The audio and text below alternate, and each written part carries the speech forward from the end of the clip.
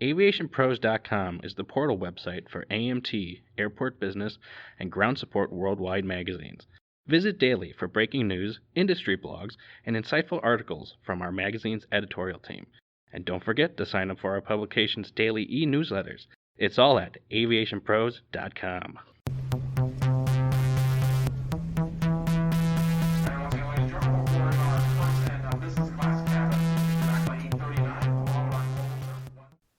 Hello, everyone, and welcome to another edition of the Aviation Pros podcast. I'm Joe Petrie, Editorial Director for the Endeavor Aviation Group. Houston's Hobby Airport is an incredible success story in North America. From starting as Houston's primary commercial airport, to losing commercial service, then gaining it back, growing it, and even gaining international service in the past decade. It has also expanded and even become the first airport in North America named a 5-star airport by Skytrax. Now Houston is investing another $470 million into Hobby to add more gates, modernize the baggage experience, and serve increased demand for service, which will have a tremendous impact on the overall air system. I was able to sit down with Houston Airport System Chief Operating Officer Jim Szczesniak at the 2023 ACINA Annual Conference in Long Beach, where he shared details on the project and why leaders are making these investments now. So today we're just talking a little bit about Houston Hobby and the growth that you're seeing there and the expansion that's about to undertake. Tell me about this. I mean, why is it in need of this expansion project now? Yeah, so the airport itself has been, again, if you look at Houston, the joke about it is Houston's only about an hour from Houston. So it's a really big metropolitan region. Mm-hmm. And so we've got Hobby down on the south side of the city, and you got Bush on the north. And so, there's this natural market there that Hobby attracts. And so with the growth in Houston, we're anticipating that we're going to need more capacity. And so if we look at what we've done there historically, it's about 2013 is when we started with the West Concourse expansion. So that was kind of the first new phase, and that took us until 2015 when we opened. But now here we are a decade later, and that original expansion was only 5 gates. Mm-hmm. And so now we're going to be adding our new concourse on there because of the fact that we're trying to meet that growth. So it's a 7-gate expansion. 6 of them are going to be preferentially leased to Southwest, and then we as the city are going to keep 1 city gate. Mm-hmm. Can you tell me a little bit about what's driving this demand at that airport? So you've got the growth in Houston. So out of the 5, kind of main metropolitan, mega cities in the United States, Houston is one of the 2 that are really growing. And so we're seeing that growth from a population perspective. If we look at our TAF and our forecasts, again, we are seeing that growth. And it's really that attractiveness of the Houston market. Because again, we've got a lot of business there, climate, there's a lot of people moving in there. A lot of businesses moving in there, and it's a good, transfer point for where we've got these markets now, where you've got a lot of people moving to the south. So that move, makes it a pretty good connecting point too. Mm-hmm. So this expansion, what are some of the key components to it, and tell me a little bit of thought as to why these were being added to help with operations there. Yeah, so we did, kind of key things obviously are the basics of the gates, right? So we're putting in those extra gates, including 1 additional international, so that we can continue to grow the international capacity out of there.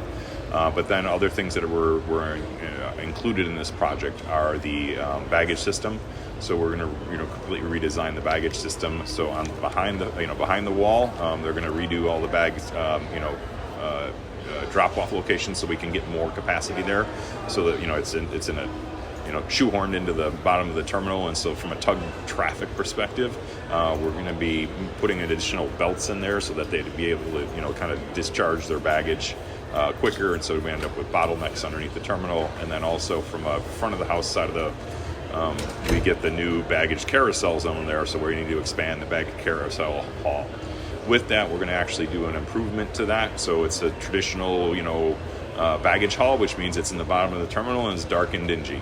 And so we are actually going to be taking off part of the roof, the roadway above it, and putting in some skylights. So then that way we get some natural light down there. So that's going to be a huge improvement. Also, we're going to do a canopy that walks over. So we've got the garage is directly across the roadway from from the terminal, and so we've got customers can go down and walk covered, but there's that natural kind of at grade where you can come out where it's not covered right now. So we'll add a canopy over that so people can walk from the garage to the terminal.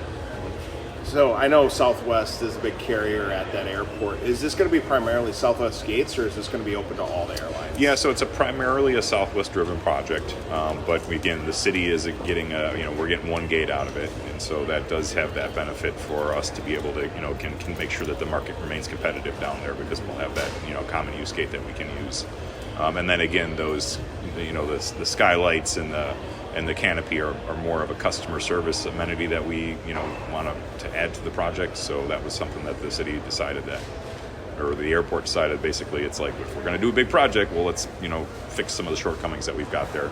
Because remember, Hobby is the only 5-star rated airport in North America, from Skytrax, and so we want to make sure that we keep it 5 stars, and that's it's a little bit of a challenge because of the fact that once you get to 5 stars, you're not competing with the rest of the airports. You're competing with the rest of the 5-star airports, and so we've always got to be, kind of on our game.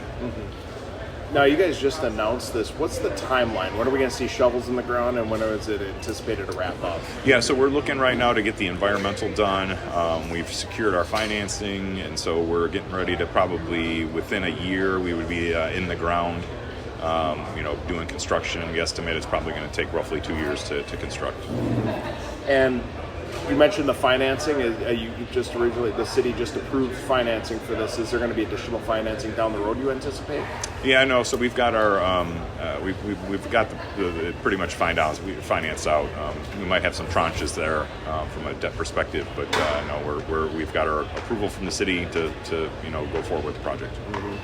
So you mentioned a lot of the demand that's there. Was there any particular factors or things you saw as far as operationally that decided now's the time we really got to do this? Yeah, I mean, again, it's one of those things that, when we look at the forecast, we want to be ahead of it. We don't want to be behind it, because there's a lot of, we've all been in airports that are behind their forecasts, and the customer experience in there is not good because of the fact that it's just too much baloney, stuffed into that bag, and we wanted to avoid that. So when we looked at, look at the forecast that we had, obviously consultation with our airline partner who drives that traffic. We look at the economics of the city and where we're seeing population growth and the economic growth in there. It's just all those pieces came together to line up to say it's time to do this, and it's worthwhile to make that investment now, so that again we're in front of the power curve and not behind it. Now, you mentioned the 5-star rating for the airport, which is an amazing thing to have. How do you expect to have this additional facility able to increase the passenger experience even further? Yeah, so when we look at it from a design standpoint, you want to make sure you've got the high quality finishes and a lot of natural light in there and some good architecture. And then also, the Houston airport system was rated by Skytrax as the best art program in the world. And so we want to make sure we got a really strong art component in there because of the fact that really kind of adds to the ambiance. And so, those are the kind of things that we're trying to do from a customer service perspective. And then that baggage hall, if you look at that, we want to make sure that it functions efficiently, right? So that you can get your bags quickly, because that's obviously, I think we've all been in airports before where you don't get your bags quickly. And that is a source of frustration. So we want to make sure that you get the bags quickly. And then the environment you're in with that natural lighting coming in now, it's going to be much better than the old dark, dingy basement kind of feel. Now, Hobby's come a long way from just not that long ago not having commercial flights all the way up to the double expansion now. How do you see this airport transforming its role and how it serves the community with this kind of expansion? Yeah, so again, I think we're going to be looking at some more destinations. Again, we're serving roughly around 83 destinations right now out of Hobby, and so trying to expand that so that we can get a better route map out of Hobby. Again, having that ability with the city gate to attract some additional traffic from a carrier perspective down there to make sure that we have a nice competitive market. That would be an added benefit for it. And those are the kind of key points that we're working on for that. And my last question for you, obviously you got one spot to go on this expansion right now, you see where it is, but how do you see this airport transforming in the coming years as an entire facility? So again, it's we're kind of relatively new to the international game. So we didn't start international service there until 2015, and so I think we'll see some growth there, particularly now with the Mexicans being off the naughty list. They got their level 1 back. So I think we would see a future expansion into the Caribbean and into the Mexican markets from Hobby.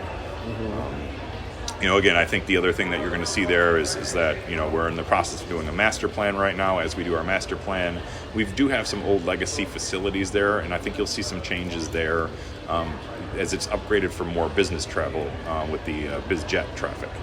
So we've got some legacy hangars there. I think we'll probably create some additional hangar space so that we get, have the ability to handle BizJet traffic more frequently and more efficiently, because there's, again, high demand with the corporate growth in Houston to be able to have that BizJet traffic handled successfully there. I think other things that you're going to see from a sustainability standpoint, we currently have a 1 megawatt solar farm on top of the garage, and we have the ability to expand that.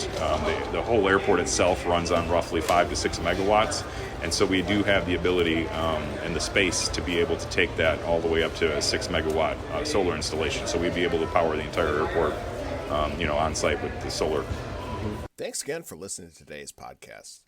If you're an airport business leader looking for more best practices on how to tackle your own improvements, make sure to subscribe to the Airport Business Magazine, the Airport Business Daily Newsletter, and check out AviationPros.com, the official website of Airport Business. I'm Joe Petrie. We'll catch you next time.